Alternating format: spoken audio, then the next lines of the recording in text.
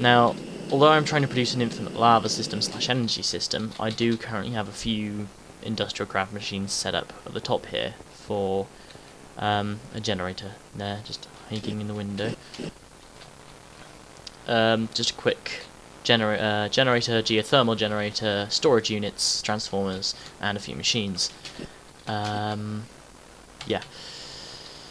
Just for basic things. However, my electric jetpack is going to need a quick charge while I go and grab the iron tank materials. There's quite a lot of it because I have the materials for almost 2 full-size tanks. And when I say full size, well, yeah, they're really, really big.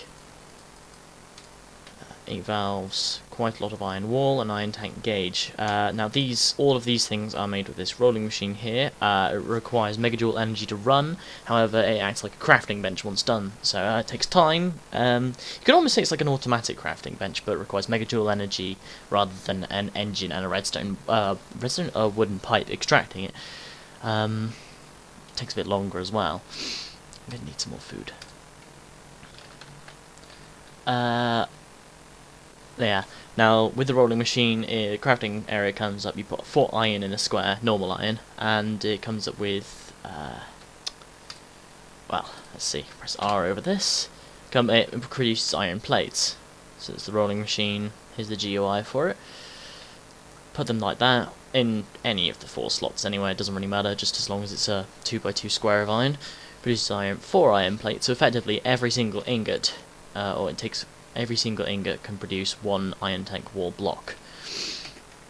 Which is quite odd, being as, 9 iron. It takes 9 iron to make an iron block. Anyway. Now these tanks are kind of funny because they say that if you knock out any of the center blocks of the tank, it'll screw it over and it'll lose all its contents. However, I've knocked out other pieces of the tank that weren't center and still lost all its contents, so I would just be really cautious with tanks and move all of the contents out if you can before you do anything with it. That's if you plan to. Now, a typical iron tank can be a variable number of sizes, and I may have just killed myself. Whoopsie daisy. Oh dear. I'm just gonna hang my head in shame. Hang head in shame. Well, that was rather stupid. I forgot I had no jetpack on. I have a tendency to do that. Forget no jetpack and throw myself into very dangerous situations. Well, my geothermal generator's still going. Currently filling all my stuff. Oopsie daisy. Another thing as well is I will eventually work my way back up to quantum armor. Why do I say back up to quantum armor? Because I may have lost it all at an earlier date. Like, I didn't have a quantum chess piece on, and a creeper killed me, and I was AFK for quite some time. So, I lost it, and I was not happy. Although, why would you be happy if a creeper killed you and lost most of your quantum armor? I don't think I actually had a chest piece, to be honest. Anyway, now the 3 main components of iron tank are the iron tank wall, iron tank gauge, and iron tank valve. The iron tank wall is just containment, iron tank gauge is also containment, but effectively acts like a window so you can look in. And iron tank valve allows you to put in and take out whatever's stored inside. Now the iron tank wall and gauge are quite odd because it's all just containment. However, the gauge makes it look like like it's a really, really thin block. You'll see what I mean actually. There are just a few main sizes you can build these tanks. I'm going to start it, let's see, I'm going to start here. There are just a few sizes of tanks you can build, but there are some requirements. The base of the tank has to be a minimum of 3x3, and it has to be only odd number sizes. It can only be 3x3, 5x5, or 7x7, or 9x9. However, its height is a little more variable. It has to be anywhere between 4 blocks tall 4 blocks tall and 8 blocks tall, which this roof does not go up to. Actually, hold on, does it? 1, 2, 3, 4, 5, 6, 7. Yeah, it doesn't. So I am going to have to hack out this ceiling, which shouldn't be too hard. It's not the biggest area in the world. There we go. And plus, some of it's already been removed. I do love it when the diamond drill just cuts through dirt like no tomorrow.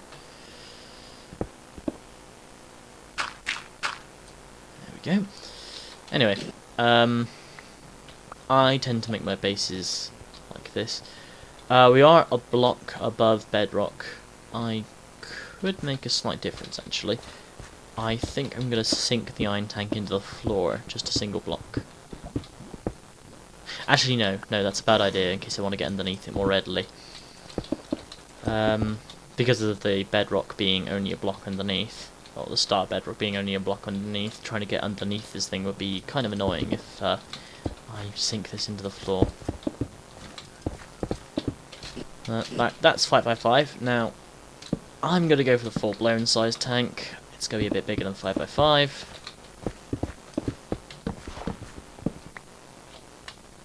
Just knock out that one.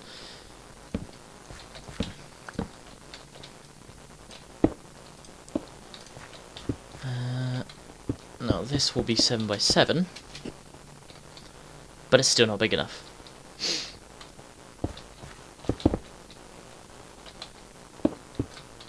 No, that's the first stack gone.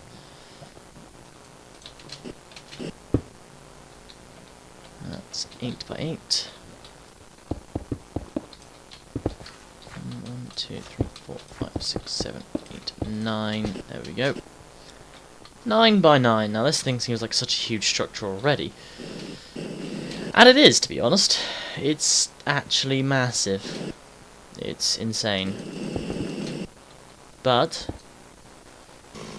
it stores an awful lot of lava.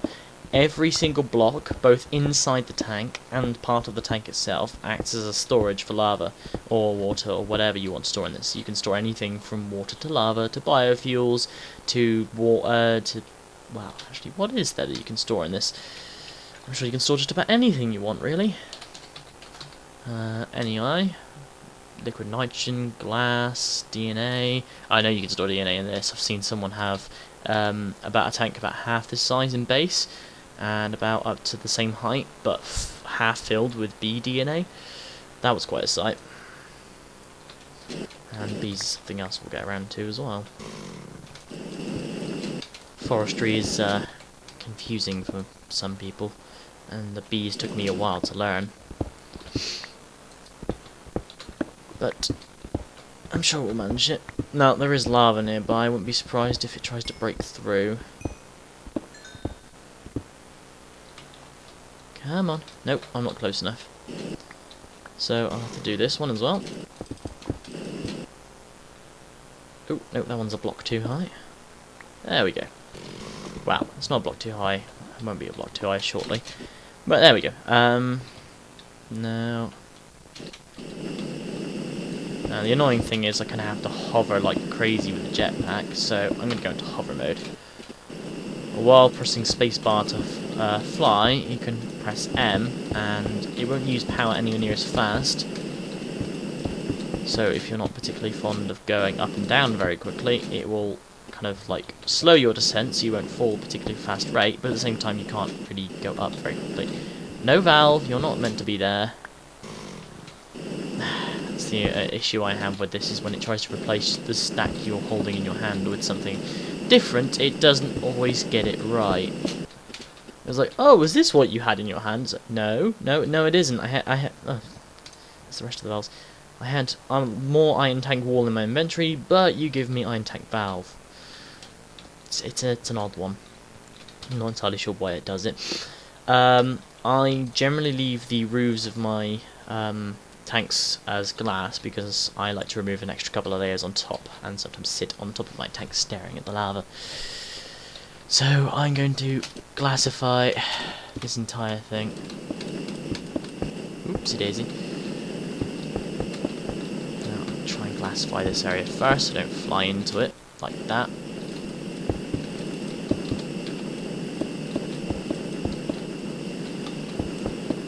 I apologise for all the massive amounts of jetpack noise, but it has to be done.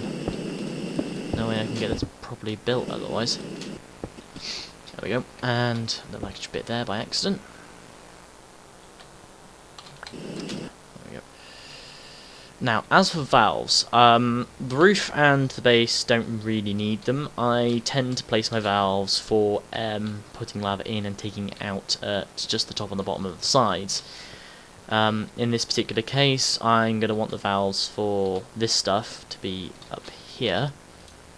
So I just need one valve, it goes in at plenty enough speed.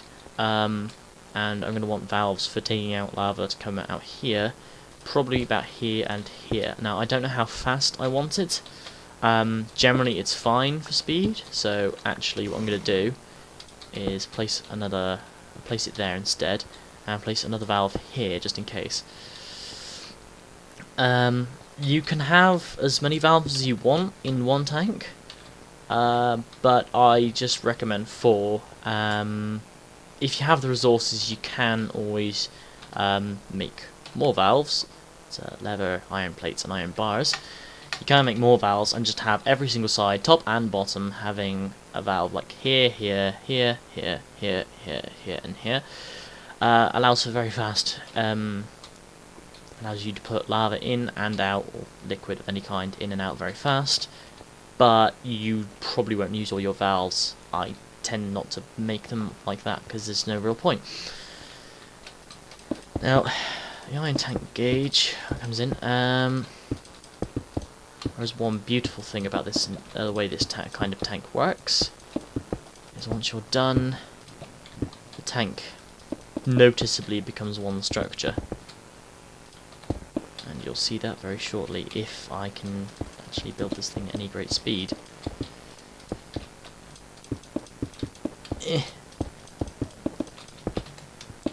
Ugh. I'm so glad this lava doesn't break like normal glass. Lava? Glass doesn't break like normal glass. Sometimes I say the wrong word. It's annoying. Very, very annoying. Come on. Yeah, I'm glad this glass doesn't break like normal glass does, or else I'd be wasting an awful lot of iron just trying to break apart one of these tanks. But then it'd be more useful turning it all into one giant iron tank, like just block. I'll be blocking myself in at this rate.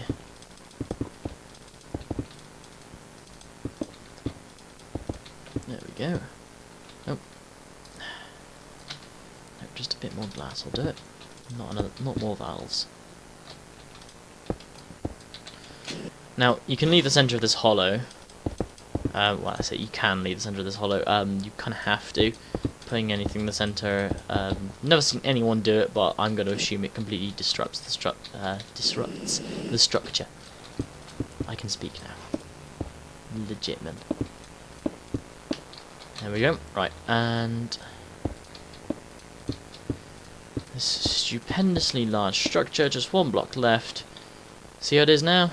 Yeah, yeah. And one more block. Bam. Suddenly, one nice, smooth tank. Now this will be for storing all our lava. Let's see. Nope. Don't want that there. Prototype Omni Wrench come back. Have this go all the way up to the top.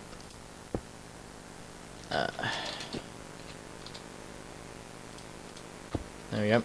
Now that attaches to the valve and allows it to go in. Slight difference, however, here with this valve is pulling out all the lava is all very well and good, just like that. However, I have to switch its direction so that it purposely pulls out. There is one more issue. It won't just pull lava out of its own accord. It needs a redstone torch, a bit nicer than a dirt block. Such a nice system. Yeah, piece of log. Have like a random tree here. thing next to this and have like a redstone torch there. If I had one. I will grab one soon. But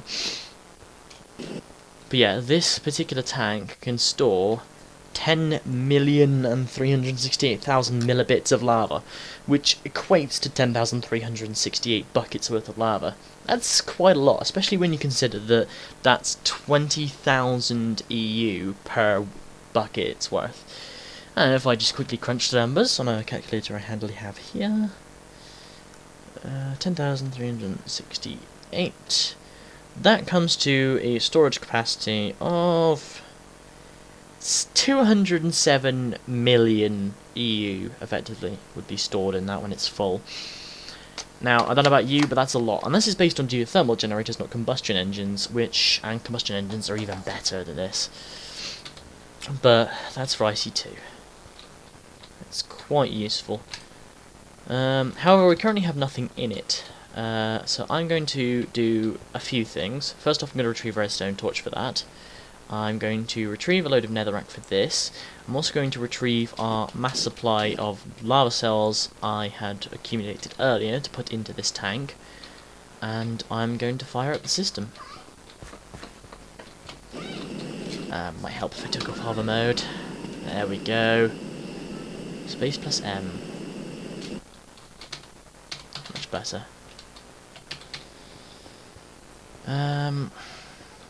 Oh yeah, for the duration of these videos I have global off simply for the fact that all sorts of things go on. Occasionally we end up with new players coming on and being rather abusive, and I don't think you guys particularly want to see that. Just, yeah.